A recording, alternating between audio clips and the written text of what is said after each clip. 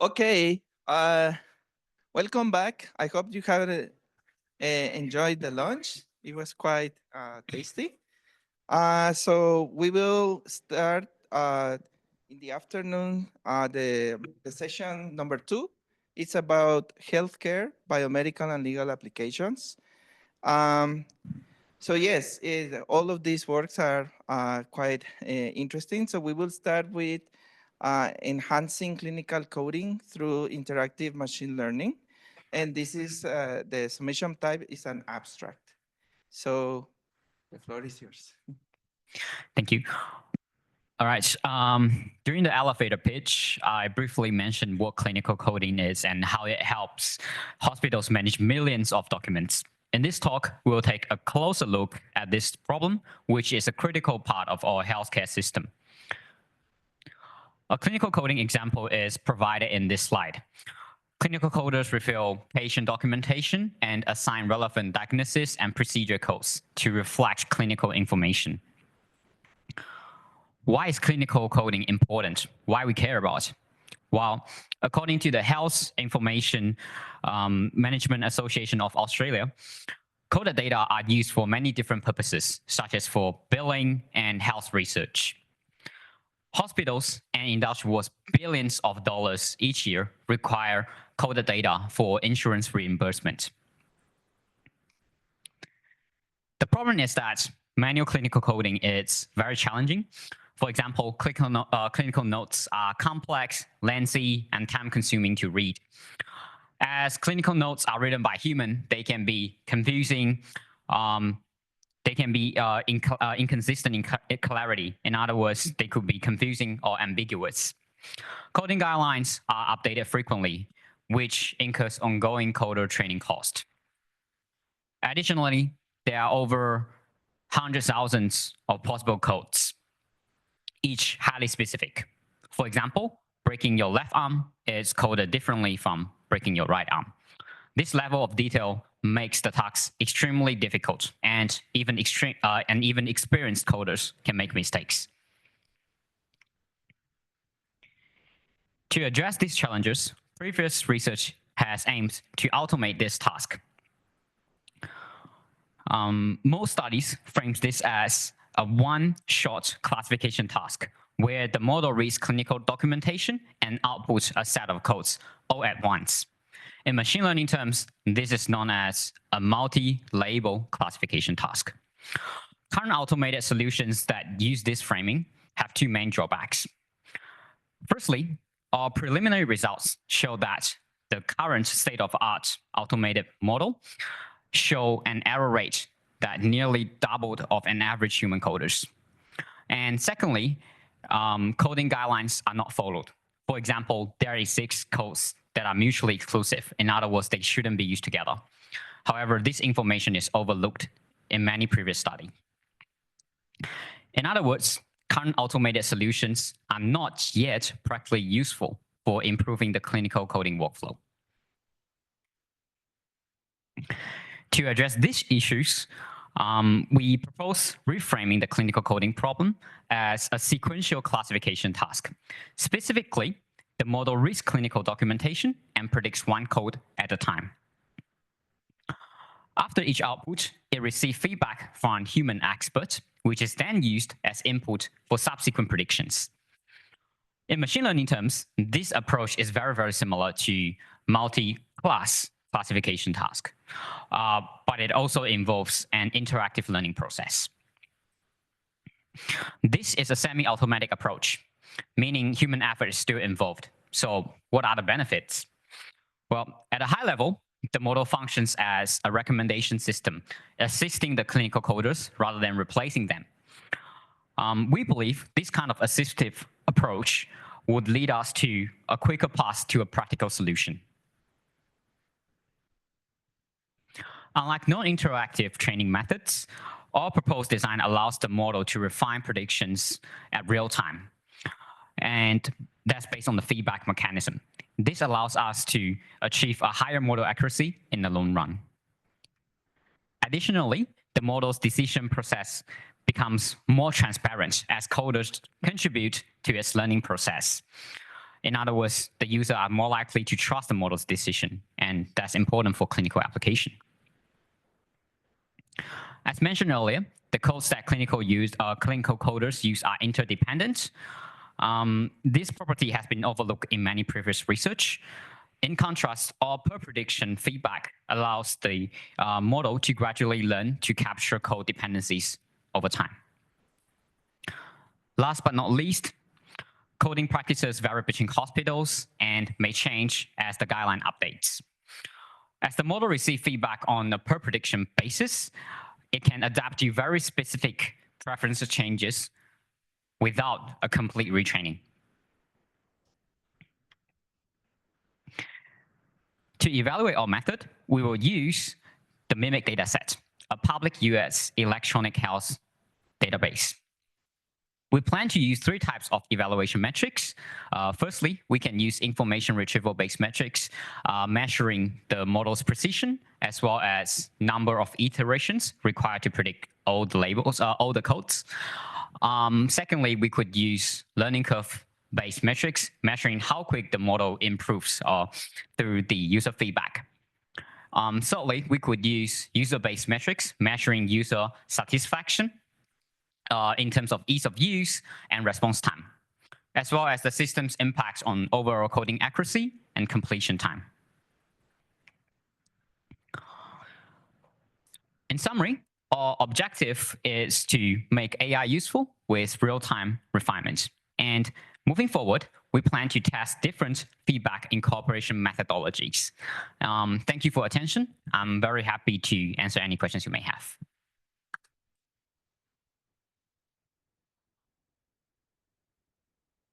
Thank you for the presentation. We have here one question. The mic is coming. Yeah.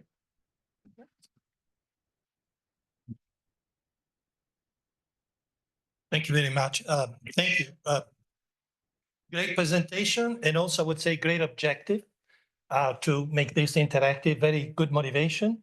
I'd just like to ask you, how can you optimize the performance of the automated part to be optimal in cooperation with humans at large, in broader terms? Thank you very much. Sorry, let me just confirm the question. So you're saying, how can I optimize automate parts so that it works seamlessly with human? Is that right? I would say optimally for human correction. What misclassifications are more desirable than others that humans can correct more effectively, or similar ideas? I'm sorry, the presentation is a bit brief. Maybe you mentioned that, but if you can elaborate a bit around the optimal interaction between the automated part and the human revision. Okay, so how the human feedback can help in improving that model predictions? Is that right? Sorry, what I understood is that you mean to have interaction at inference time as well? So yes. The automated system has to be optimal in terms of correctability. That's right. How do you ensure that? Okay, how can I ensure that? Oh, so the way is when during training, the model will be trained on the text inputs as well as a human feedback. There are many different ways that we could represent the human feedback. For example, we could inject it as a text back into the text that the model looks at, and that same behavior will be followed during inference time. Yeah. Thank you very much. Thank you. Thank you for this presentation. I find it very interesting because ICD coding is extremely difficult. So we can find them either in hospital diagnosis or in cause of death, for example. My question to you is how are you trying to instill trust into the clinicians? Because, for example, if we're talking about cardiovascular problems, we have IF21, which is acute myocardial infarction, but also at the same time, CVD is highly related to chronic kidney diseases and also highly related to diabetic relations. If it's going to be a diabetic relation causing hyperglycemia inside the body that is attacking the muscles such that you have this kind of CVD problems, this is going to change from a code, go from I21 into something like E11. So from your point of view, how can you instill trust into clinicians into thinking that they are going to, have good faith into what you're doing? Well, this is actually a good question. Like, I think I already, so the clinicians, even humans, they could make mistakes, right? So that's the key thing. I mean, even that the, say the human gives some sort of feedback back to the model, it's not 100% guarantee that the feedback is always a ground truth. So there's definitely some ongoing research here because it's an entire different framing of the task. So this new framing, like you said, it involves many new issues, for example, like the one that you just mentioned. So it's a potential future research. Yeah. Right. Thank you very much.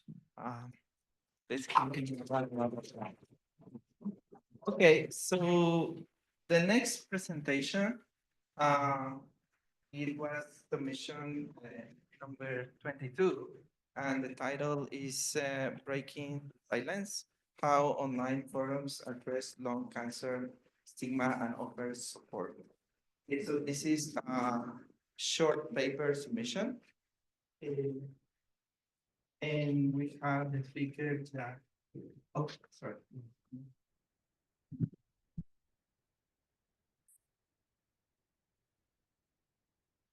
Hello, everyone. Today, I'll be presenting our short paper, Breaking the Silence, How Online Forums Address Lung Cancer Stigma and Offer Support. I'd like to acknowledge my gratitude to ALTA for offering me this opportunity to present my work.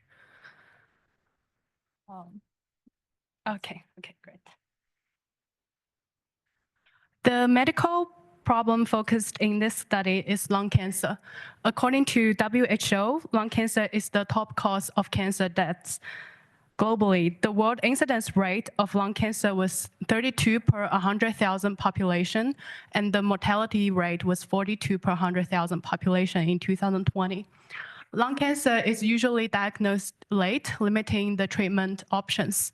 Smoking causes about 85% of lung cancer cases. However, there are other causes of lung cancer, such as genetic mutations and environmental factors. However, due to its strong association with smoking, lung cancer become a heavily stigmatized condition, as many people believe that lung cancer is self-inflicted and tend to blame those with the lung cancer for their decision to smoke. In 1963, Goffman defined stigma as an attribute that is deeply discrediting. And in 2009, the well-known HIV stigma framework has categorized stigma into 3 types: internalized stigma, anticipated stigma, and enacted stigma. Internalized stigma refers to the endorsement of negative beliefs. An example of this would be individuals with lung cancer will likely to think that I deserve lung cancer because I smoked. Anticipated stigma refers to the expectation of receiving stigma or discrimination from the others. An example would be people will think less of me when they found out I have lung cancer. And enacted stigma refers to the perception of actual experience of discrimination from the others. All those stigmas can contribute to anxiety, depression for individuals with lung cancer, and these mental health burdens would further worsening lung cancer patients' already challenging situation. Our research objectives are twofold. We aim to understand lung cancer stigma in a digital space by analyzing how lung cancer stigma is manifested in online discussions and how does user status and roles influence the content of lung cancer discussions. The user status and roles here refers to whether a poster here is a lung cancer patient or is not a lung cancer patient. And the roles here refers to if they are a moderator or administrator or just a member. The public health and clinical value of our research lies in its potential to enhance our understanding of patients' needs regarding stigma.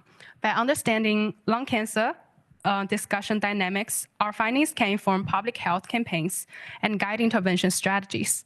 In addition, our research contributes to the broader field of stigma studies with the ultimate aim of improving patients' care, particularly from the mental health perspective. Next, I will introduce our work on identifying stigma. So the main challenge here lies in extracting meaningful information from online forums, especially when we have a large volumes of data. Specifically, how can we effectively extract lung cancer stigma-related content in these forums? And furthermore, it is also challenging to fully grasp the emotional and informational support dynamics in online forums.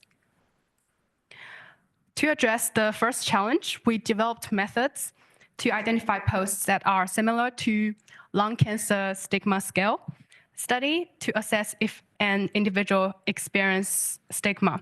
For example, the survey study here assess if an individual experiences lung cancer stigma through self-reporting results. This is the Catalog Lung Cancer Stigma Scale. It is a validated tool designed to measure perceived stigma in individuals with lung cancer. It consists 31 items across 4 subscales: stigma and shame, social isolation, discrimination, and smoking, with higher scores indicating greater stigma. For the second challenge, we aim to uncover topics that is related to support from posts and comments made by both individuals with and without lung cancer. This will help us better understand how support is discussed differently within these two groups, offering insights into the unique needs and experiences of each. By tackling these challenges, our work sheds light on how stigma and support are navigated in online communities. Next, we'll introduce the data collection process. We collected data from web scraping under ethics approval from the University of Melbourne's ethics community. As our research falls in the intersection of NLP and health, we pay special attention to preserve users' privacy. And the results of example data we're presenting today are all synthetic data, which we rephrased.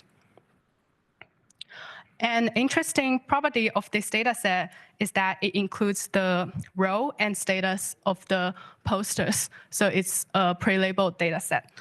Here we have 3 examples of the posters information. We can see if a poster is a moderator or member, and if the poster is a lung cancer patient or not patient, like family or friend. Here is a snapshot of our data set. We collected all the data set available on that lung cancer discussion forum, and we filtered data set with the status label, indicating if the poster is a patient or non-patient. The motivation here is that we want to understand the behavior differences between these two groups. Here is an overview of the stigma identification process. Firstly, we split the posts and comments and the sentences from the stigma scale into sentences, and then we embedded those sentences with sentence embedding models, and we calculated the cosine similarities score, and we ranked the cosine similarity score from a descending order, and we manually annotated the first 200 sentences from the online discussion forum, and upon the sentences which are annotated as stigma related, we conducted thematic analysis, and we achieved 4 overarching themes of the annotated sentence, which are anti-stigma, internalized stigma, anticipated stigma, and enacted stigma. Here is an overview of our annotation stigma annotation schema. So we developed this annotation schema during our annotation process, and we refined this annotation stigma as we conduct each annotation session. Next, for the topic modeling part, we conducted an analysis using cross-collection latent dialect allocation, namely the CCLDA method. This probabilistic model extends the basic LDA by allowing us to analyze documents from multiple collections while they have sharing topics across them. In our case, collection A would refer to the posts made by individuals with lung cancer, and collection B refers to the posts made by individuals without lung cancer. We have ran the CCLDA model for 1,000 iterations, and we identify 30 shared topics, each with a shared topic words, as well as specific words that were commonly discussed by each group. In our research, we found key themes around anti-stigma in lung cancer discussions. People want to emphasize that lung cancer can affect non-smoker too, and that not all cases are related to smoking. There's also a strong call for equal support for all lung cancer patients, regardless of their smoking history.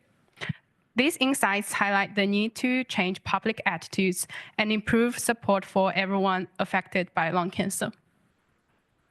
Additionally, we identified examples of stigma experienced by lung cancer patients. Internalized stigma includes feelings of guilt for smoking. Inactive stigma comes from external resources where patients are often questioned about their smoking history or judged as if they brought the disease upon themselves. This also includes stigmatization from healthcare providers. And lastly, anticipated stigma leads patients to hide their conditions, downplay its severity, or reluctance to be open about their condition. This highlights that online discussion forum serves as a crucial space where lung cancer patients can openly share their experiences, seek support, and confront the stigma they encountered. In our research, we found that social support is a key theme in online lung cancer forums. Both groups interacted through shared words like support, welcoming, and information. Users without lung cancer tend to focus on offering resources, answering questions, and providing community support using words like caregiver, community, and resources. In contrast, users with lung cancer are more likely to talk about their treatment and diagnosis, using terms like treatment, diagnosis, and journey. This may be related to their roles in the forums. Administrators and moderators, most of whom are not patients, focus on maintaining the community and offering informational support. Meanwhile, members with lung cancer focus on sharing their personal health experience, navigating their treatment journeys, and offer emotional support to each other. So to conclude, the main contribution of our work includes, firstly, we developed a text analytics framework to identify stigma-related content. And this text framework can be applied to other conditions that is related to stigma, such as depression or eating disorder. Also, we identify various forms of stigma examples, including anti-stigma, internalized stigma, and anticipated stigma from the online discussion forums. Thirdly, we discovered a shared support-related topic discussed by both individuals with and without lung cancer. And lastly, we explored the relationship between users' role, including whether they are admin, moderator, or member, and the topics distributions. That's all. Thank you.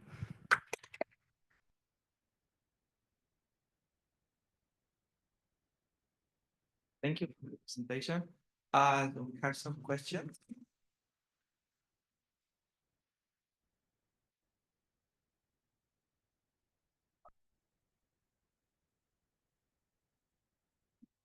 Thank you. It's super interesting work, and it's important work as well.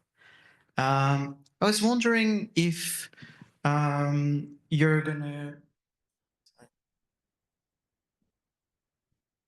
I was wondering if you have further work that you're anticipating, like, for example, looking at whether stigma is on the rise, or are people becoming more aware that stigma for lung cancer patients is a negative thing, and is it decreasing, or maybe it's just awareness that's on the rise, something like this?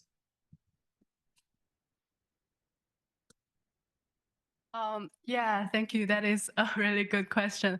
I think probably a issue in this type of study is that we are really doing the cherry picking thing. Even we have 66,000 samples, the stigma samples we extracted were only 30-ish, so 37 or 38 examples were extracted as stigma-related content, and that was across the time when the forum was established to now, so around 20 years. So the data is very precious and limited. So, but I think that would be a good direction to include the time analysis into this study and see how people interact and behave differently. Thank you. Thanks. Do we have another question?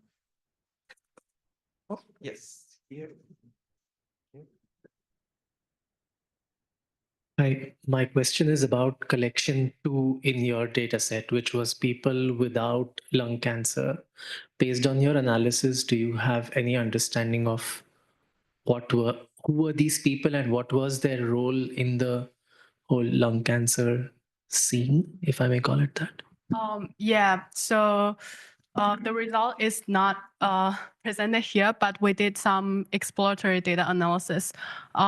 Most people are relatives, so families or like they are consulting some questions in the online forums about their mom's or dad's situation, about their PET scan images or some treatment. So they are consulting people with lung cancer about these issues, and also some of them some are friends or husbands and wives. They are also doing the same thing for their friends and family members with lung cancer.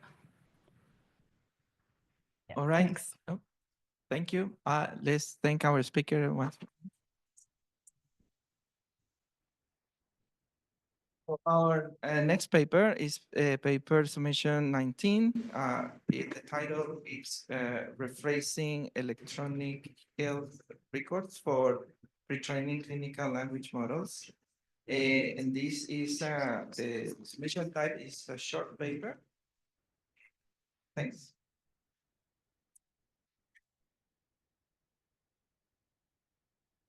Hi everyone, my name is Jinghui from CSRO, and this is a project in collaboration with with Anthony, also from CSRO, and it's a simple project try to examine the capabilities of LM to rephrase clinical text to support downstream modeling. A little bit background. So electronic health records now implemented everywhere across the world contain a large amount of clinical notes that capture clinical practices, which can be used to improve and train all the kinds of the AI models and to improve predictive analyses and many other applications in healthcare. So there has been a lot of interest to adapt language models to clinical domain, and so there has been some works from multiple institutions prior to ChatGPT to, for example, pretrain all kinds of BERT models on clinical text. After ChatGPT, that kind of enthusiasm tend to die away, but still, researchers are finding that these domain specific LM are still really relevant in the clinical context as they outperform prompt-based LMs in many domain-specific applications.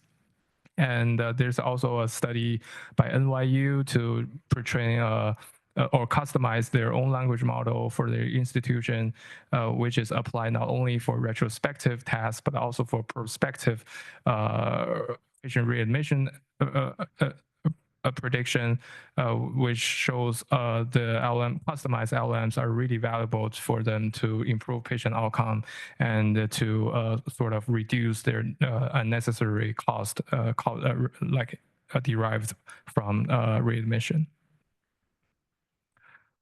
However, portraying these clinical language models at the institution level is challenging, and in two aspects. The first one is the quantity of the clinical text can be limited. This is relevant to the regulations and the privacy concerns over these healthcare data in general. And also is the information contained in the clinical text is difficult to completely de-identified.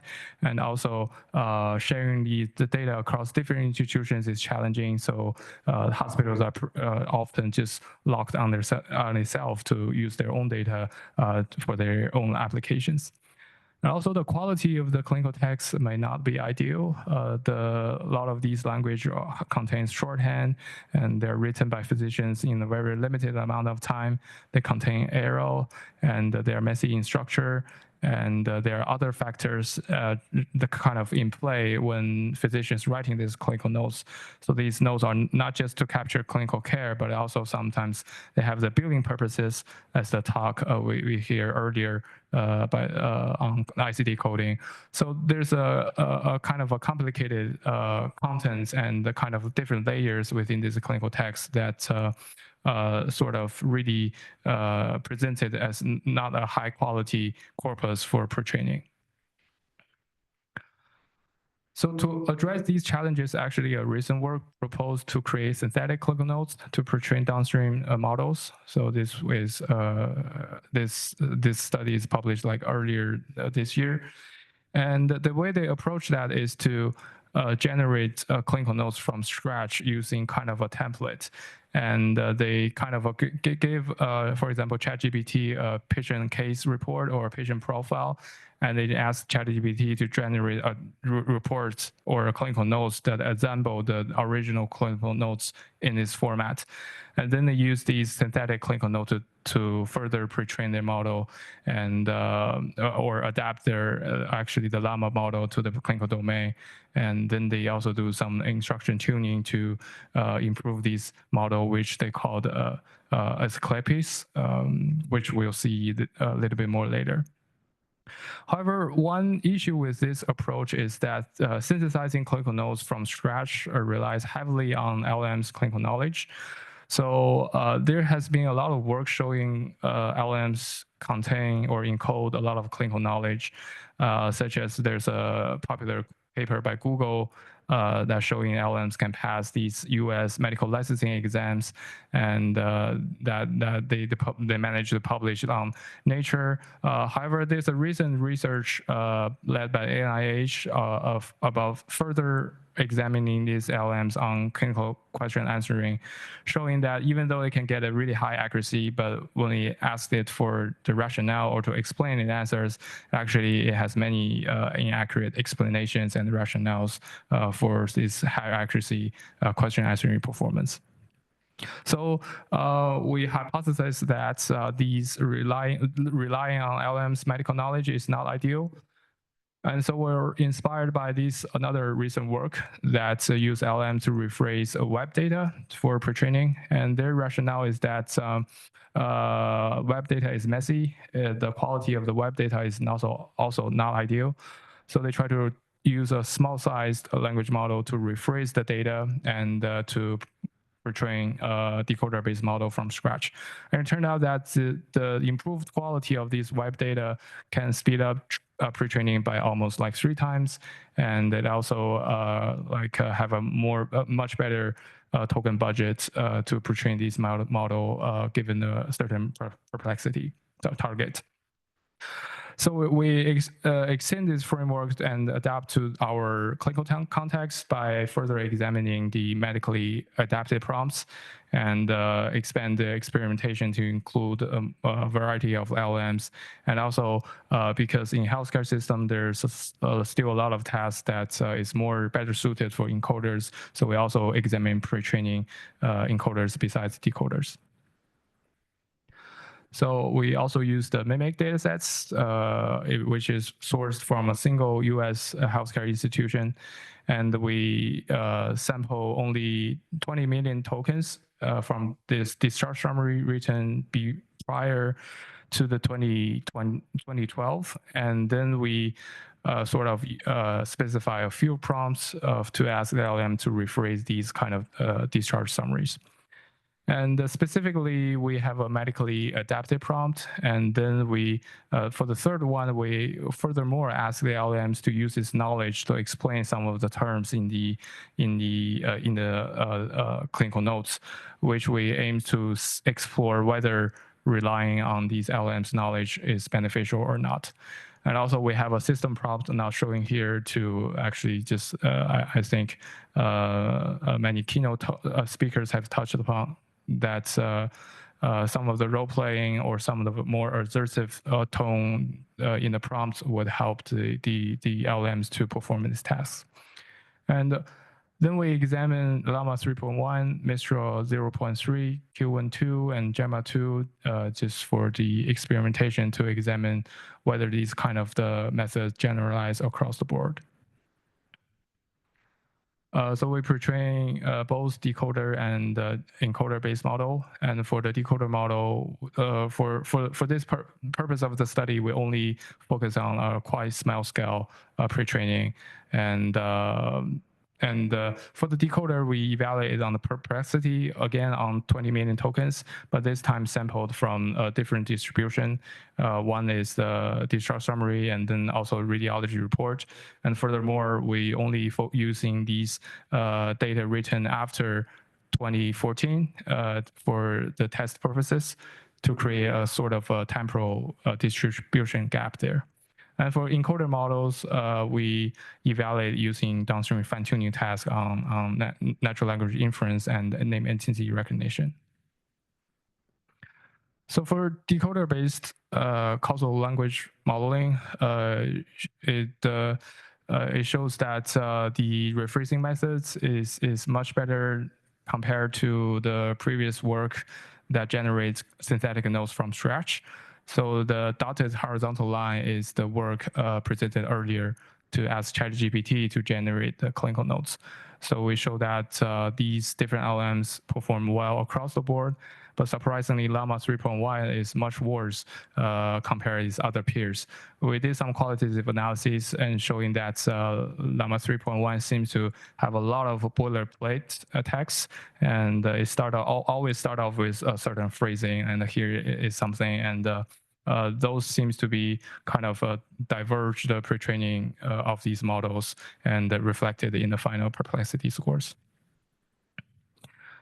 And also, we combine these synthetic nodes with original nodes to further improve the pre-training. And so there's a significant improvements compared with using only original nodes for these. And this, we found that is true across different prompts as well as different LLMs. Okay. Oh, some of the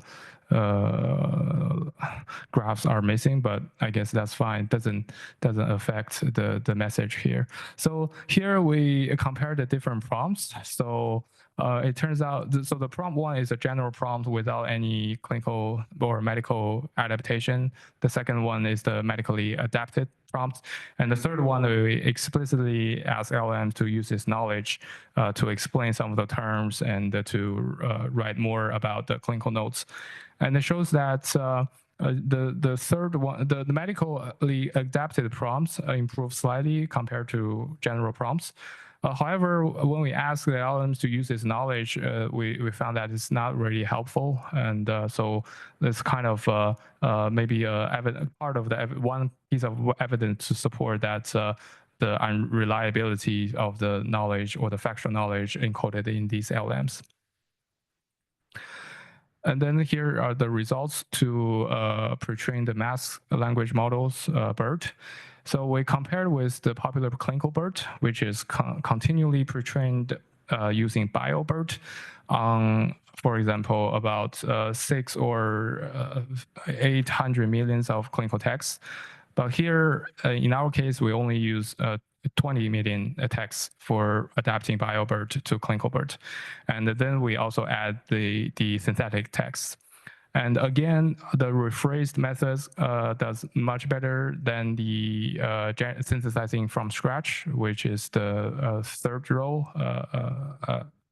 And also we showed that with these rephrased methods, we can pre-train like encoder model, which much smaller token budget, but have better performance compared to clinical BERT.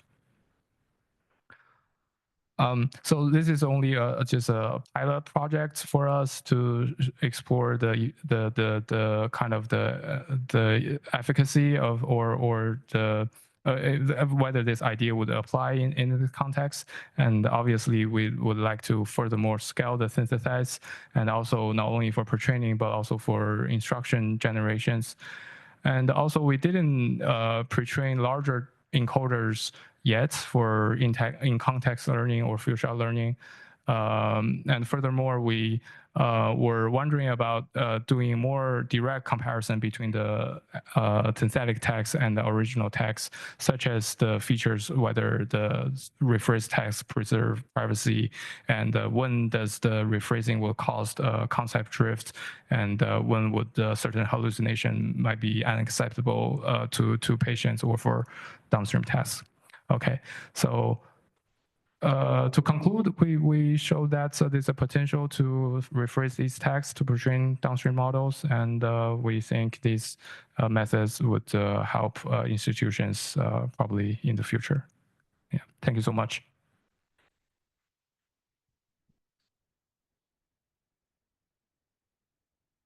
Very interesting.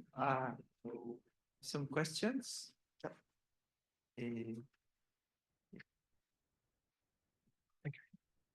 Hello. This is a very interesting talk. I think it's extremely important, so thank you. There's something I'm thinking about, because you're saying electronic health records are so hard to get by, so you're trying to use a language model to actually come up with the text and also rephrase it and use it to train it. And you can see that this kind of large language models pre-trained on these things have a much faster rate of convergence or even achieving better accuracy. One of the things that afrays me a little bit is the context. Because a lot of times in electronic health records, there's a lot of high sparsity problem in the sense that things are not documented. For example, if somebody has HIV and this person hasn't been visiting a doctor, so their viral load hasn't been measured for 6 months, and later on it hasn't been measured for 2 years, that is usually a good sign that somebody's viral has been suppressed. Or sometimes when it comes down to, for example, their hemoglobin A1C, so their HbA1c is at a certain level, as well as their eGFR is at a different level. That means they probably have chronic kidney disease, or when a different kind of symptom is out there. So have you looked into this in a more qualitative way and seen that what suffice as good kind of generated text and what counts as a little bit less effective generated text? That's a really good question. I think we definitely would like to extend this work for more qualitative analyses to compare, for example, when does certain symptoms emerge, and if the clinical text is capturing that correctly, and if whether rephrasing that piece of clinical text would further, for example, enhance the description of those symptoms or kind of downplay the certain symptoms. And I think there's a general challenge within AI for healthcare, which is that we're often dealing with really long tail distribution. Some of the diseases, for example, in HIV, that's a rare occurrence, but we really need data to support the modeling of that.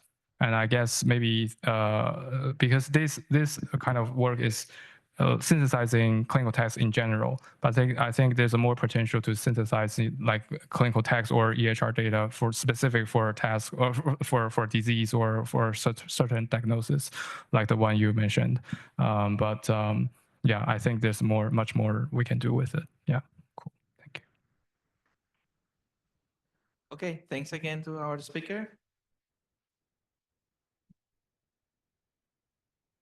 We are going to move to the last presentation for session 2, which is the submission number 39, L.E.G.A.L, leveraging expert guidance for AI in law, a RAG-based system for legal document navigation. So we have Jordi here on the floor.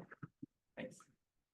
Thank you, Sergio, and thanks for the opportunity to present. So my name is Jordan, presenting on behalf of the team, and also just want to thank the organizer. So we have an abstract presentation, but the organizer has kindly given me a bit more time, so I can talk a little bit more about the background of the project, and also it's linked to a 2020 ALTA paper we had, which is pretty much by the same collaborators, but because of COVID, we never got to present. So just a background on the project, I mean, needless to say, machine learning, deep learning, large language models have been transforming multiple domains of research. And at the University of Melbourne, where I'm from, in 2019, there was a new department that was formed called the Melbourne Data Analytics Platform.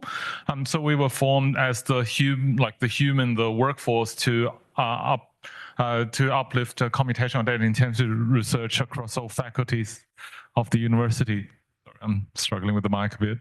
And so legal research, which is a field which traditionally is very text-based, it's very reasoning-based, it's very qualitative, and even empirical legal research traditionally is seen as not so much mainstream, so let alone computational legal research. But one of the faculties that engaged with them that early was actually the Melbourne Law School, because they saw what was coming with natural language processing. So at the time with the transformer, with the attention models, then they wanted to get involved. So yeah, this is opening. So the advances in natural language processing is opening doors to development of computational data-intensive research. This is a progress report of the current project that we are collaborating with the Melbourne Law School. And as I said before, in the background, I will talk a little bit more about the previous project we did with them. Yeah, this is just our team, the Melbourne Data Analytics Platform.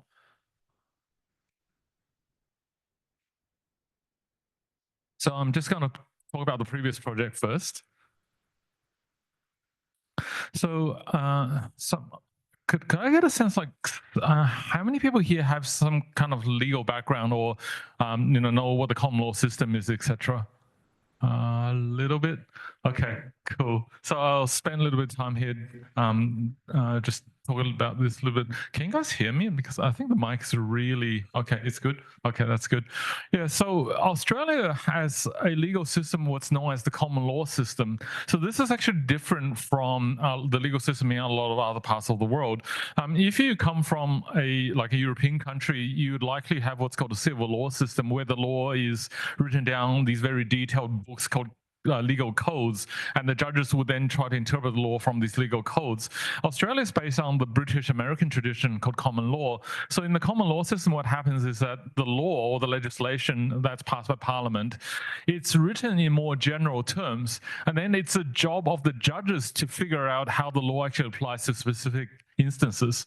And after a case is decided on, the judges write what's called court judgments. They're like research papers that explain the reasoning of why the judges have ruled the case in a particular way, and then they become binding on the future of the legal interpretation in similar cases in the future. And because Australia also has a court hierarchy, so the highest court in the land, which is the High Court, where is it? It's somewhere near here in Canberra. The High Court has the highest legal power. So the High Court, any legal rule that's established by the High Court, the lower courts have to follow. So essentially, this then creates a legal system where you have legal authority coming from both the Parliament, coming from legislation, and also from the courts. And then, but back to the background. So in 2019, 2020, there was a collaboration between the Melbourne Law School and the Melbourne Data Analytics Platform, where we wanted to see whether how the transformers could be used to advance legal research. What we realized at the time was that when lawyers prepare cases, they have to do a lot of research by going through all these court judgments and figure out what rules from previous judgments are actually relevant to the current case. So we thought that we can actually help them by creating a pipeline that would automatically classify the text inside court court judgments. So then we would separate the court judgment text using into facts, reasoning, and conclusion. And what that allows you to do is then the lawyers, they can go through this and say, okay, I can then really quickly, by going through the text, because it's been highlighted, I can search through this more quickly and figure out which judgments are most relevant, so I can discard the judgment that's less relevant. It's surprising how much work junior lawyers do acting as essentially human search engines to help their senior partners to find the more relevant judgments. So in the end, like we build is basically a text classifier that's based on fine-tuning of BERT and XLNet and other transformer models using expert annotated data set, that being one of the big bottlenecks that the legal experts have to go and annotate the text. And this is the paper in 2020. Yeah, so this is basically a sample of what we were doing. The judgment that's highlighted in green, blue, and red, that's the data set from the legal experts, which then we use to fine tune. There's just some results. I won't go through this now because it's just a background. But we were getting reasonable results with XLNet for the precision recall and F1. So onto the current project, which is currently in progress, harnessing conversation, legal AI for legal knowledge. So many of you came to Ed Hovey's talk yesterday. So when ChatGPT came out, we also went through that depression, but then hope came out the other end, because we realized that, yeah, ChatGPT, like, it really is another game changer. All of a sudden, like, there's a lot more things you could be doing in addition to fine-tuning transformer models. And so this time what we're trying to do is that because law pervades life, and like I said in the 1-minute pitch, right, like sometimes you get yourself in a situation where you're wondering what your legal rights are, but if you haven't been training the law, it's very hard to even understand what the law is talking about, or the information that you're searching for, what that means. So the idea we have this time is using LLMs to help to reduce that barrier to entry, to get like users of law, like to get them to reduce their barrier of entry, so they can actually figure out at a baseline level what's roughly going on. So the two scenarios we had in mind for the research project, one was to help first-year law students to learn law, because like it is rather difficult for like as you know, I've studied law previously, and yeah, it was very difficult at the start trying to figure out how to read these judgments and what they mean. And then the second one is just helping the members of the general public who may need to understand parts of law during their lives. And it also helps communication between lawyers and clients, because sometimes it's like, you talk to a professional, you talk to a doctor, talk to a lawyer, they say something to you, you have no idea what it means, even though they're trying to explain it to you. And also the legal community, we've heard from the Melbourne Law School that they are sort of both hopeful but skeptical about large language models, because one thing they're concerned about is the opacity, because you have no idea how it's generating, and the other one offers these hallucinations, which can cause big problems in law. So we're hoping to address that in our work as well. So the overall architecture of what we're doing is that we're building a LLM-based chatbot that can help to answer questions about legal concepts. The way we're addressing the issues is using RAG, using retrieval augmented generation, because amongst other things, it allows you to ground the generation based on authoritative legal text, which I'll get into shortly. And then the RAG also allows you to do fact checking as well. And then just a technical point, we use LangChain as like a central part of the framework, because what we envision is that as large language models evolve, we don't want to make the overall work too dependent on a particular generation of any of the technology. So we've deliberately set it up in a way that in the future you can actually substitute and remove the obsolete technologies, but still the whole thing will still work. This is a rough architecture. So basically, it's got a chatbot interface. So user puts in the question, you can choose different kinds of large language models. There's a database of curated legal text, which again, there's some variation allowed. You then do a RAG, and then it provides the answer. Yes, so this is a sample of the prototype we've got up to here. So it compares between a RAG-generated answer and direct answer. And then it has a point for references. Is there a pointer here? Yeah, no, it's not working. Yeah, so, and then it allows you to do, it allows you to see the references that the generation is coming from. And this helps law students because they do have to read the court judgments, but also helps the general members of the general public if they do need to check facts. This gives them a point to check. So yeah, in terms of the data details, so we're using Australian court judgments and legislation. A big thanks to Uma Butler, who published the Open Australian Legal Corpus on Hugging Face. We are currently focusing on the High Court and Federal Court judgments with the legislation planned for later iteration. This is just project management matter. Originally, we were thinking of using judgments from states as well because this is important. Some of the Supreme Court judgments have very good legal wisdom, but there were various practical issues. So this is kind of on hold at the moment. And one of the novelties we're adding to the pipeline is that because if you're using RAG, right, like if it's just searching through the whole judgments, it's got a very small selection that you can retrieve from. So one of the things we're doing is that we're using ChatGPT to do summarizations, and they'll be augmented to the corpus. And then there's a switch on the front end which you can do retrieval with or without the summaries. The summaries basically then allow you to do generation from using shorter version of smaller sources. Sorry, you can use summaries of a lot more sources. Yeah, and then we stored all of our post-processed data in a giant Parquet file, which then allows you to share that as an artifact, but also allows you to then upgrade your database. When database technologies upgrade themselves. Yeah. So I will just sort of get on to a few, so that's the technical part. I'll just sort of share a few final thoughts here. First of all, is that having collaborated with the Melbourne Law School, in my experience, it's very important to have domain experts in here because you need their help to co-develop the research concept, deciding which corpora to use in the RAG, because ideally you could use the whole Australian corpus, but you can't. So you have to make these decisions.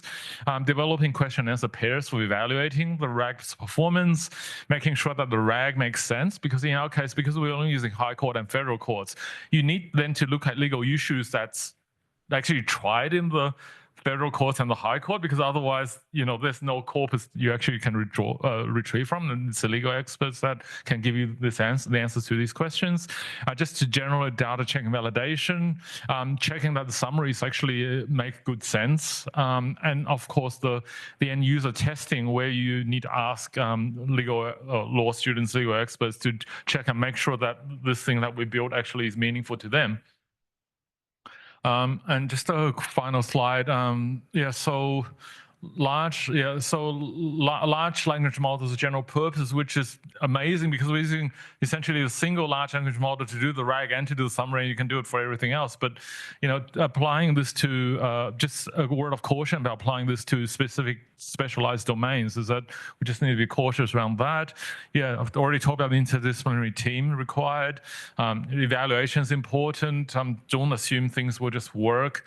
And the final one, which at least I've learned now over time, personal experience, take project management seriously. Thank you for listening.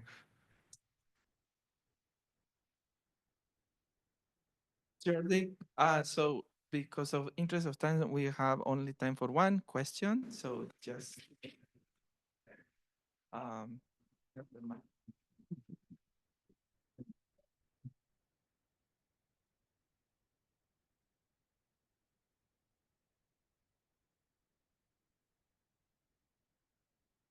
Hi, thank you. Very interesting talk. Probably a bit of a non-technical question, more in the management of the system, because you're talking about opening it up to the public, and in terms of your legal and ethical obligations. Yes.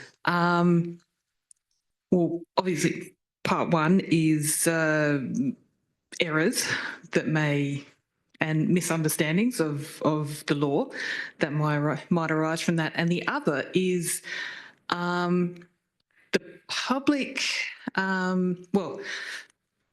Google searches have quite often been used as evidence in criminal cases. So particularly the timing of searches has been used against people as evidence. So what do you see as a role for your legal obligations? Thanks very much for the question. First of all, just to clarify, this is like I've described like the overall vision of the project, but we're still a long way away from getting to the point where being able to release to the member of the public. I think one of the things is that, like, agree with your points about the ethics. Like, when we get to that point, like, we will need to go through ethics committees and all that. I think being cautious is very important. I mean, in terms of testing, right, we're going to first test within like a very small group of people, and then maybe open that up to a few more, like some kind of focus group within the Melbourne Law School, and then like getting feedback at every point in time. It's just that we're like, whilst I'm talking about like making this eventually helping the members of the public, we're still a long way away from that. In terms of like, using like Google being used in clinical trials, I don't have an answer for that, just because it feels like we're still far away from that point. But definitely, it's like I think one thing we did veer away from is what some of the commercial law firms are doing is essentially sort of using this as a lawyer assistant kind of thing. We're just really using this to disseminate general information, and this is going to be made very clear. So it's like, this whatever our pipeline does is not going to be a legal advice or things like that. And like, please, there's like big letters, please do not take any of this as legal advice. But like, yeah, I don't have a clear, like, more exact answer other than that that we are going to be very careful before releasing anything to the general public, and we're still fair way away from that. Yeah, thank you.